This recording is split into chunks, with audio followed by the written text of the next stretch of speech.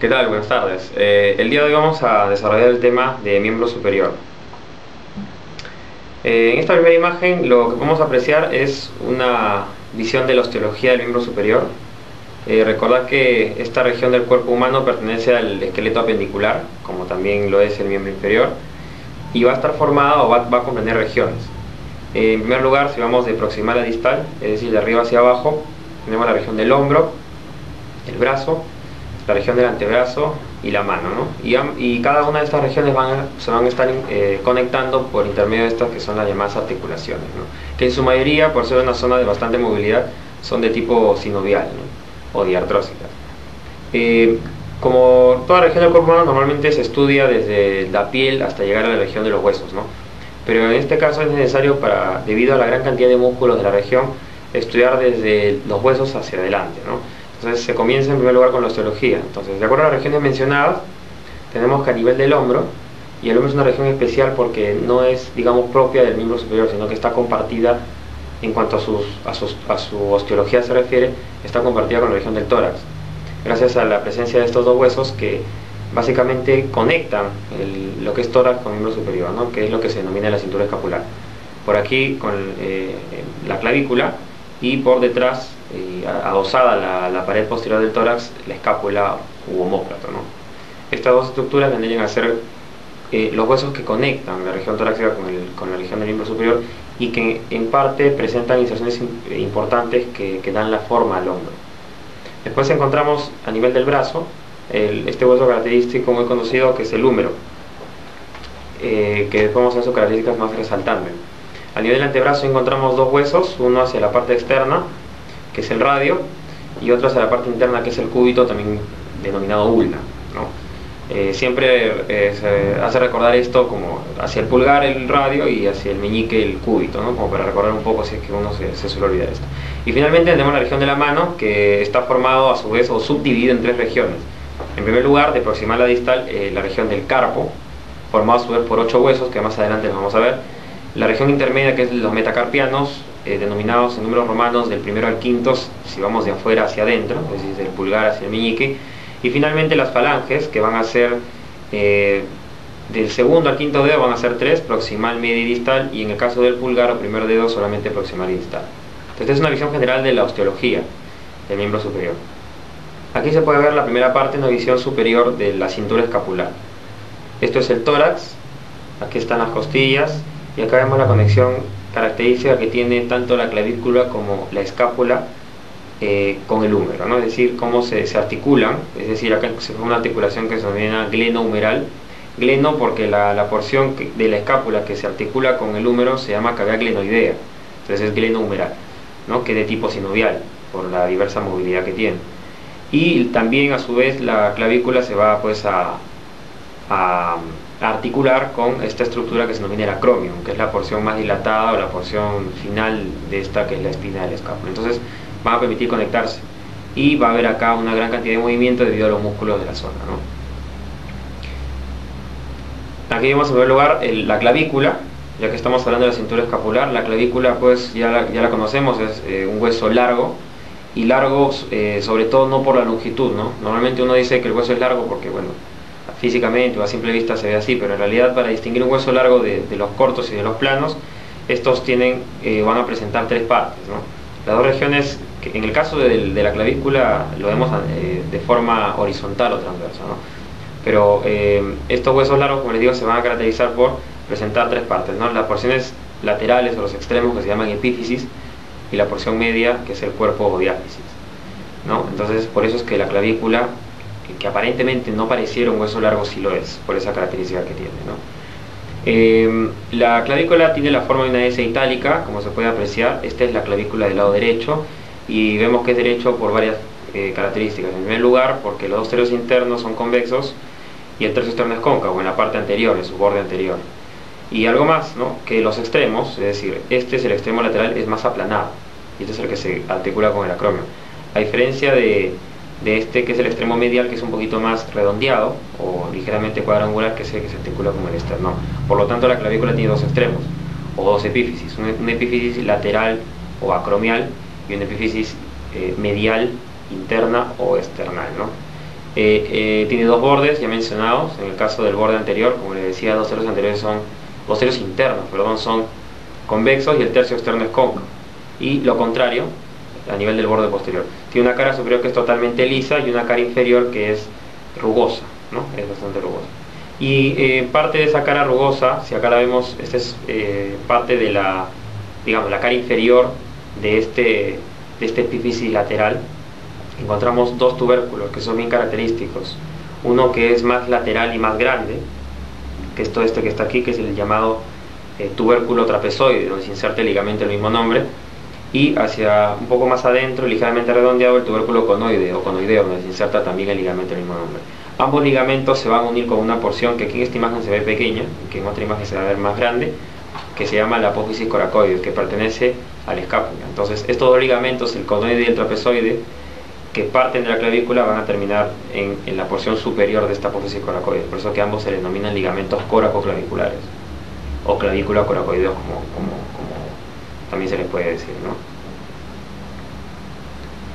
Esta es una visión ahora de la escápula, ¿no? La escápula, que es un hueso plano, ¿no? Es un hueso plano porque el largo y el ancho es mayor que su grosor, como se puede apreciar aquí. Entonces esa es la característica fundamental de los huesos planos. Tiene la forma como de un triángulo, ¿no? Con el vértice inferior. Va a presentar tres ángulos, los cuales el más importante o característico es el ángulo superior externo, que forma esta gran cavidad. Aquí se ve mejor, que se llama la cavidad glenoidea. Importante porque aquí está la cavidad articular, o la cavidad articular donde va a ingresar la cabeza humeral. Aquí se ve mejor incluso. Aquí va a ingresar la cabeza del húmero y va a formar la articulación glenohumeral o escápulo-humeral, ¿no? Que va a permitir los movimientos del hombro, básicamente. La escápula va a presentar esta estructura que es la apófisis coracoides, ¿no? Que, como les mencionaba, tiene la forma como un pico de loro y va a presentar inserciones importantes, ¿no? La regla del 3-3, ¿no? Son tres músculos y son tres ligamentos, ¿no? Los tres músculos característicos son el pectoral menor, la porción corta del bíceps y el coracobraquial. Y los tres ligamentos que se insertan aquí pues son los mencionados conoide y trapezoide, que vendrían acá arriba, ya que la clavícula aquí ha sido sacada, y también el ligamento coracoacromial, ¿no? Incluso también hay el ligamento coracohumeral, ¿no? O sea, podemos hablar de un ligamento más. Pero con recordar los tres ligamentos y los tres músculos es más que suficiente, ya que esta estructura básicamente nos permite recordar eso. Entonces la apófisis coracoides va a presentar dos caras, la cara anterior que es cóncava y que se denomina la fosa subescapular, porque ahí se va a insertar el músculo del mismo nombre, que es el principal rotador interno del hombro. Y a nivel de la cara posterior, que es ya convexa, vamos a encontrar dos fosas que van a estar divididas por esta estructura grande que se llama la espina y la escápula. Entonces, ya que está la espina y la escápula, por arriba se llama fosa supraespinosa y por debajo la fosa infraespinosa, ¿no? En ambas fosas se van a estar insertando pues los músculos del mismo nombre, el supra e infraespinoso.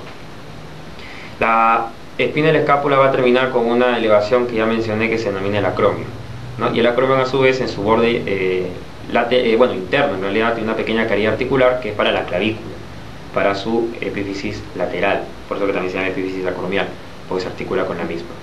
Pero también esta espina va a presentar inserciones, que es importante recordarlas. El labio o borde superior de la espina va a tener o presentar la inserción del músculo trapecio. Sin embargo, el borde o labio inferior es la inserción del músculo deltoides, una de las tres inserciones del deltoides, ¿no? Porque también el deltoides se va a estar insertando a este nivel en la parte o borde lateral del acromion, siendo el fascículo principal del deltoides el que se inserte aquí. Después tenemos que va a presentar dos bordes, un borde interno, que es este de acá, que es el denominado borde vertebral o espinal, porque toma contacto con la columna vertebral, y este es el borde axilar, ¿no? Que toma contacto, como su nombre lo dice, con la región axilar. Como les mencionaba, entonces en el acromion encontramos pues la inserción del músculo deltoides también, ¿no? Importante destacar los bordes, como les mencionaba también, de la escápula, ¿no? En el borde lateral, como decíamos, entonces aquí se van a insertar dos músculos importantes, que son los músculos redondos. Por ahí, digamos, si esto lo queremos dividir en tercios, el tercio superior de la cara posterior de este borde lateral se va a encontrar insertado el músculo redondo menor. Y los dos tercios restantes, es decir, los tercios inferiores, va a ser la inserción del músculo redondo mayor. Entonces, borde lateral, redondo. Sin embargo, la misma disposición, pero con músculos de diferente nombre, vamos a encontrar a nivel del borde medial. Tercio superior de la cara posterior del borde interno de la escápula, romboides menor. Y dos tercios inferiores, romboides mayor. Entonces, hacia afuera redondos, hacia adentro los romboides, ¿no? Ya mencioné supraespinoso y infraespinoso. Esta es una visión lateral de lo que vendría a ser la cavidad glenoidea, ¿no? y esto es lo que algunos le conocen como la I, ¿no? La Y del escápula. Encontramos al medio la cavidad glenoidea, aquí hacia atrás el acromion, este es parte de la espina de la escápula, y hacia adelante pues la apófisis coracoide, ¿no? Se forma como una especie de letra Y.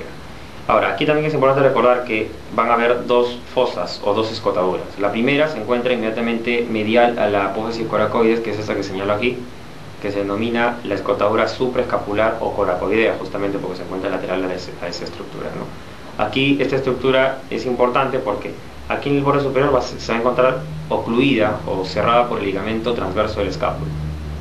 ¿Y por qué es importante recordar esto? Porque dentro de esta escotadura, ya al momento que se cierra con el ligamento, ya se forma como un agujero, y por ahí va a pasar el nervio supraescapular, ¿no? Ingresaría hacia atrás, y ese nervio supraescapular ingresa a esta región porque va a inervar al supraespinoso y el infraespinoso, que se insertan en estas fosas. Sin embargo, por arriba del ligamento, que estaría por acá o por aquí también, si lo vemos en la cara posterior, va a estar ingresando lo que resta, es decir, la arteria y la vena, ¿no? O sea, el van supraescapular, por así decirlo, solo que el nervio ingresa por dentro y la arteria y vena ingresan por arriba del ligamento. Pero ese paquete vasculonervioso se va a encargar de la irrigación e inervación de los músculos mencionados en la cara posterior del escápulo, o sea, el supraespinoso y el infraespinoso, ¿no? Y la otra escotadura que es importante es donde se señala la flecha, ¿no? Que es la escotadura espino-glenoidea, ya que se encuentra entre la espina y la escápula y la cavidad glenoidea del escápula también, ¿no? Entonces, por ahí va a transitar el mismo paquete supraescapular que ya viene ingresado a la fosa supraespinosa, ahora se dirige hacia la infraespinosa. Entonces es importante recordar esas escotaduras porque son algunos detalles que se pueden preguntar con respecto a esos huesos, ¿no? Aquí una visión más grande de la cintura escapular, pero ya con sus respectivos ligamentos. Acá está la clavícula y los ligamentos mencionados anteriormente, ¿no? El trapezoide y el conoide, que se insertan en la cara inferior del borde externo o epífisis lateral de la clavícula, y que estos dos ligamentos se dirigían hacia la coracoide, por eso que son ligamentos coracoclaviculares. Aquí está la articulación acromio-clavicular, ¿no? Que va a permitir pues fijar estos huesos, y aquí faltarían los ligamentos coraco-acromial y coraco-humeral, que también estarían de alguna manera reforzando esta región, ¿no? La región ósea del hombro, ¿no?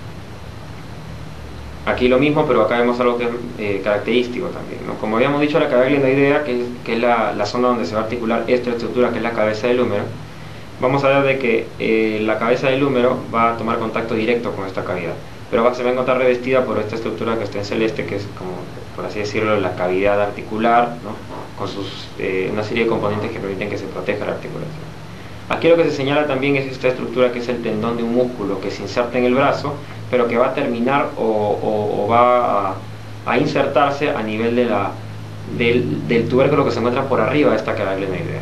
Si esta es la cavidad glenoidea, acá está el tubérculo supraglenoideo, o sea, por arriba de él, y toda esta rugosidad que está aquí es la tuberosidad o tubérculo infraglenoideo. Entonces en el supraglenoideo justo se va a insertar este tendón, que es el tendón de la porción larga del bíceps.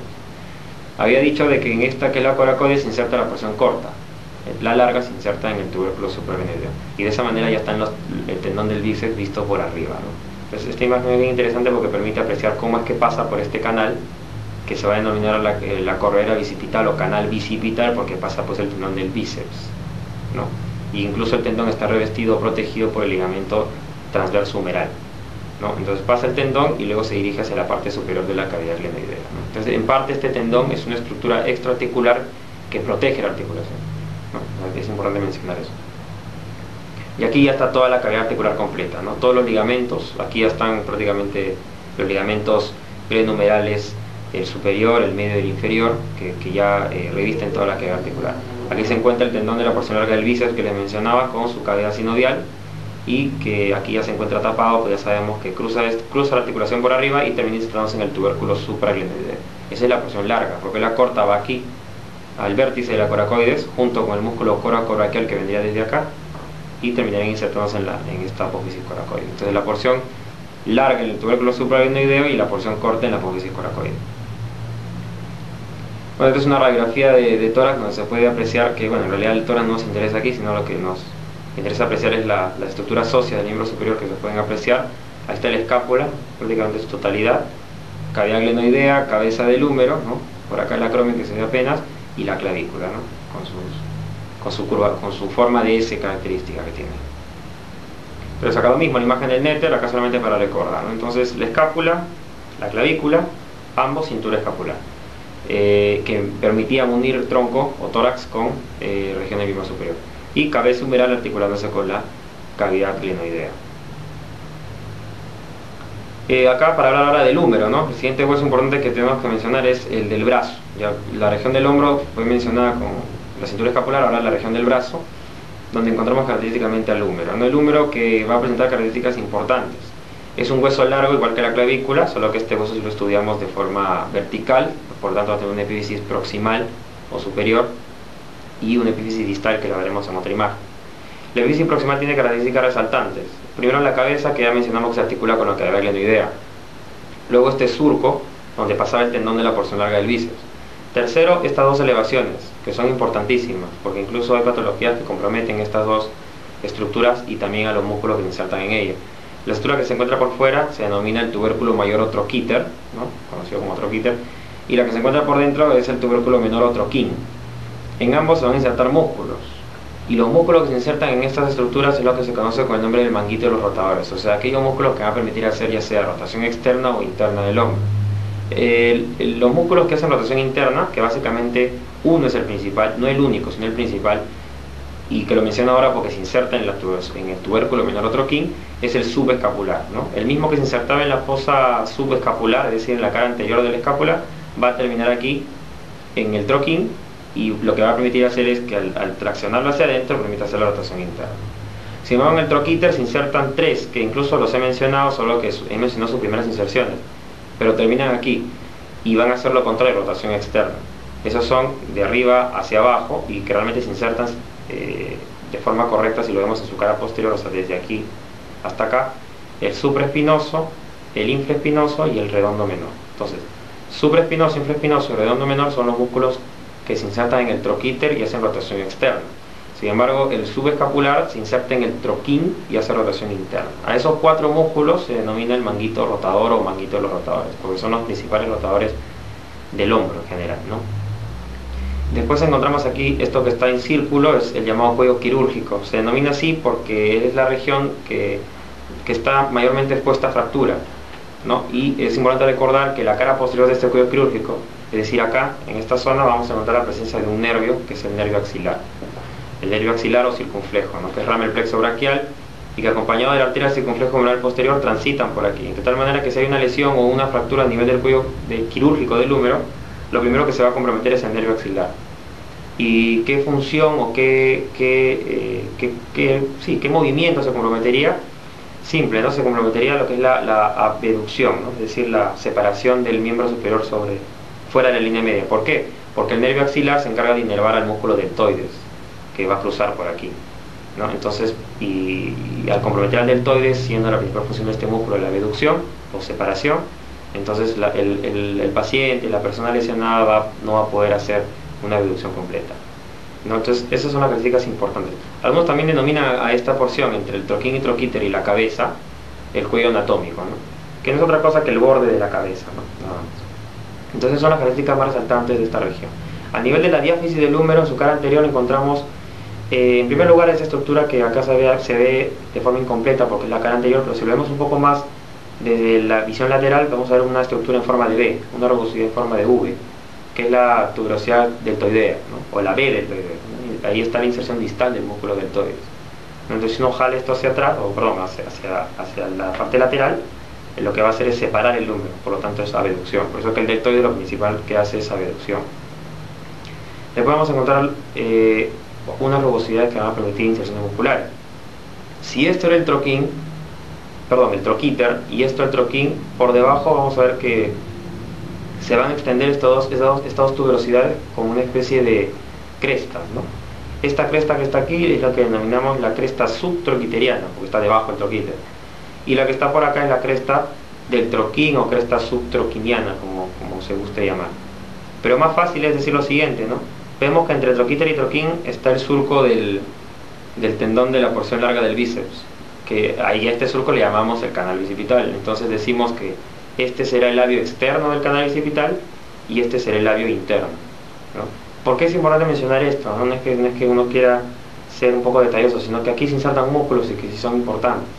En la cresta subtroquiteriana o labio externo del canal bicipital se inserta el pectoral mayor. Sin embargo, en la cresta del troquín o labio interno del canal bicipital se inserta el dorsal ancho. Y la rugosidad, que está un poquito más medial, se inserta el redondo mayor, ¿no? La mnemotécnica, la forma de recordar esto es un ancho entre dos mayores, ¿no? O sea, el dorsal ancho al medio y pectoral mayor y redondo mayor hacia los extremos. Uno por fuera y uno por dentro. Entonces, estas inserciones son importantes de recordar. Después, en la diáfisis del húmero, también en su porción medial, aquí se inserta esta parte de inserción del músculo coraco-braquial. Braquial o humeral son sinónimos, así que coraco-humeral, coraco-braquial es exactamente lo mismo. Coraco, es decir, que vendría de la coracoides, que ya mencioné, y terminaría aquí a nivel del húmero. Por eso se llama coraco-humeral o coraco-braquial. Sin embargo, la epífisis distal del húmero ya presenta otras peculiaridades o características, como son, esta es la cara anterior del epífisis distal del húmero, y esta es la cara posterior de la epífisis distal del húmero. En la cara anterior encontramos 4 elevaciones y 2 fosas. Las 4 elevaciones son de afuera hacia adentro, ya que esto es lateral y esto es medial. Encontramos en primer lugar esto que se denomina el epicóndilo, esto que es el cóndilo o capítulo, la tróclea o polea, y esta es la epitróclea, ¿no? Importante los 4, sobre todo los 2 que están al centro y de color celeste, porque estos 2 son los que se articulan directamente con los huesos del antebrazo, que son el radio y el cúbito. El cóndilo con la cabeza del radio y la tróclea con la cavidad sigmoidea mayor del cúbito, ¿no? Ya que el cúbito tiene una cavidad sigmoidea mayor, que es la que está tapada por la tróclea, y esta de acá, que es la cavidad sigmoidea menor, donde se articula pues con el radio también, pues, ¿no? Ya que los dos forman una articulación aquí. El epicóndilo y la epitróclea también son importantes porque van a presentar inserciones musculares que ya se dirigen hacia abajo, o sea, hacia la mano, mejor dicho. Cruzan hacia el antebrazo, pero terminan insertándose a nivel de la mano. Los que insertan en el epicóndilo, epi se llama así porque está sobre el cóndilo, son los músculos que generalmente van a ser extensores. Y los que están en la epitróclea es mucho más voluminoso, esa es la forma de reconocerlo si no tuviera un húmero a la mano. Aquí se van a insertar los músculos flexores. Por eso que en los libros de anatomía clásicos a este le ponen, con todos los músculos que se insertan aquí se le denomina el tendón común de los flexores. Sin embargo, todos los que se insertan acá en el epicóndilo se dice tendón común de los extensores. ¿Cuáles son esos músculos flexores que se insertan acá, ¿no? Por si preguntaran, músculos epitrocleares también se pueden llamar. Tenemos, por ejemplo, el pronado redondo, tenemos al flexor radial del carpo, también llamado palmar mayor, tenemos al palmar largo o palmar menor, al flexor cubital del carpo o cubital anterior, y al flexor común superficial de los dedos, que vamos a verlos en unas imágenes de más adelante. Esos son los músculos que se insertan en el epitrócleo, que son flexores, ¿no? Su mismo nombre lo dice. Sin embargo, los que se insertan en el epicóndilo van a ser extensores. Tenemos, por ejemplo, el músculo anconio, que se dirige hacia atrás, que es el músculo característico del codo. Tenemos al extensor radial corto del carpo o segundo radial, ya que el primero, que es el extensor radial largo, se inserta aquí arriba, o sea, por encima del epicóndilo, ¿no? Después tenemos al extensor común de los dedos, al extensor propio del meñique, ¿no? Esos son los músculos llamados epicondilios, ¿no? Los mencionados. Y también al supinador corto, o simplemente supinador, ya que ya no existe el llamado supinador largo, ¿no? Esos músculos mencionados son los llamados epicondilios y epitrocleares, ¿no? Y eso es lo importante en esta zona. Y en la cara posterior del epífisis distal del húmero encontramos esta gran fosa, que es para la elevación que tiene la cavidad sigmoidea mayor del cúbito, que es el olecrano, y es lo que forma característicamente el codo. Y ese se insertará aquí, por eso que esto se denomina la fosa olecraniana. Ahora, en la cara anterior también faltaba indicar que esto es el cóndilo y esta es la tróclea, pero arriba de ellos hay 2 fosas, 2 elevaciones. La que está por encima del cóndilo es la fosa radial, y la que está por encima de la tróclea se llama la fosa coronoidea. ¿Por qué? Porque cuando una persona flexiona el antebrazo sobre el brazo, la cabeza del radio y esta estructura que está aquí, todo esto, que es la apófisis coronoides del cúbito, van a ingresar, o sea, van a juntarse, ¿no? Van a juntarse en esas fosas. Entonces, como la cabeza del radio ingresa aquí, a esto le vamos a llamar fosa radial. Y como la cavidad, la apófisis coronoides del cúbito ingresa aquí, a esto le vamos a llamar fosa coronoidea. Esta es una visión ya totalmente del húmero en su cara posterior, donde ya hemos mencionado sus características tanto arriba como abajo, ¿no? Algo que es importante destacar aquí es a este nivel, que acá no está muy notorio, pero esta estructura, ¿no? Este pequeño canal que se encuentra aquí es lo que se denomina el canal de torsión o surco del nervio radial, ¿no? Cuyo contenido, como su nombre lo dice, pues es el nervio radial y la arteria humeral profunda, que es a su vez rama de la arteria humeral. Esto es importante, ¿por qué? Porque cuando hay fractura del tercio medio del cuerpo del húmero, que es lo más frecuente, el nervio que se va a comprometer es el nervio radial. Y el nervio radial se encarga de inervar a todos los músculos extensores, desde el brazo hasta la muñeca, ¿no? Porque básicamente los músculos del antebrazo pues terminan en la mano. Entonces todos los músculos, por no decir prácticamente la mayoría de los músculos del miembro superior son extensores, son inervados por el nervio radial, ¿no? Desde la importancia, pues la lesión de este nervio compromete toda la porción distal, ¿no? Y produce pues la mano característica, que es como una mano caída, que es la mano péndula o mano en gota. Entonces, cara posterior del cuello quirúrgico del húmero, nervio axilar. Tercio medio del húmero, en su canal de torsión, el nervio radial.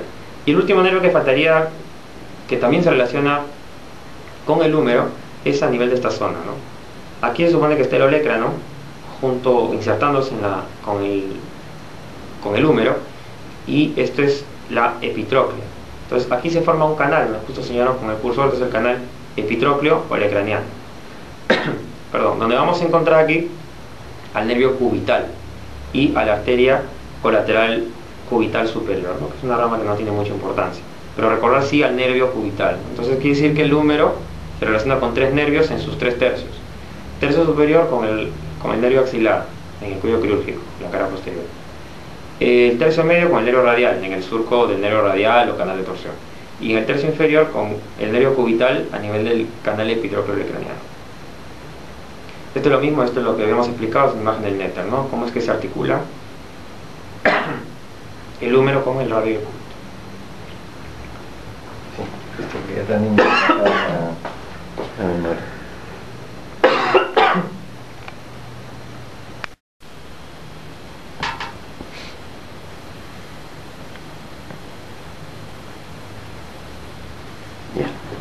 Acabo de decir para que se escuche, para poder después guardar la voz. 3, no, toma nomás si quieres. No, tirando un poquito más de agua porque... Sí. Pero si quieres parar cualquier me avisas nomás, paramos. Si puedes, acabas la diapositiva nomás y me dices paramos, no hay problema. No, usted edita después, ¿no? Sí, sí, yo lo edito. Ya, ahora sí. 3, 2, 1. Bien, ahora acá tenemos el radio, que es uno de los 2 huesos de la región del antebrazo, que se encuentra en la parte lateral. También es un hueso largo, al igual que el húmero, igual que la clavícula, y esta presenta también características peculiares, ¿no? Aquí ya conocemos la cabeza del húmero, tiene la forma como de una tapa de botella, que se articula con el cóndilo del húmero y pues forman ahí una articulación. Además que esta cabeza, pues al momento que, como les mencionábamos, al flexionar el antebrazo sobre el brazo, esta cabeza se introduce a la fosita que está sobre el cóndilo. Por eso que esta fosa se llama fosa radial. Tenemos el cuello, no, como todo hueso largo, y aquí esto, ¿no? Esto sí es característico. Eso es lo que se denomina la tuberosidad del radio, o que es mejor aún, tuberosidad bicipital del radio. Importante porque aquí se inserta el bíceps braquial. Entonces ahora sí ya completamos las inserciones del bíceps. Por arriba se insertaba, tenía 2 porciones, larga y corta, ¿no? La larga, que recuerden, pasaba pues entre el troquítero y troquín y se insertaba por encima de la cavidad glenoidea, y la porción corta que termina en la apófisis coracoides. Todo el músculo desciende, forma toda la elevación que tenemos en la cara anterior del brazo, y finalmente su tendón distal termina aquí en la tuberosidad radial, de tal manera que cuando se contrae permite que el radio ascienda y de esa manera se flexione. Pero también es supinador este músculo, pero como tenemos la mano en pronación. Si tenemos la mano en pronación y nosotros queremos supinar, pero con el codo flexionado, o sea, flexionamos con la mano mirando hacia abajo y queremos supinar, también vamos a sentir la contracción del bíceps braquial. Entonces el bíceps braquial, que es un músculo muy importante y que siempre tenemos que recordar porque es uno de los más grandes y característicos que tenemos todos a nivel del brazo, es por un lado flexión del codo y por otro lado supinación con el codo flexionado, ¿no? Después tenemos aquí al cúbito, ¿no? En su epífisis proximal vamos a ver lo que ya mencioné, la cavidad sigmoidea mayor, donde está la tróclea. Miren la forma que tiene justo para la tróclea, o sea, está diseñada para ella. La cavidad sigmoidea menor, o la cavidad radial también, porque aquí se inserta la cara medial de la cabeza del radio. Entonces la cabeza del radio se articula con el cóndilo y con el cúbito, ¿no?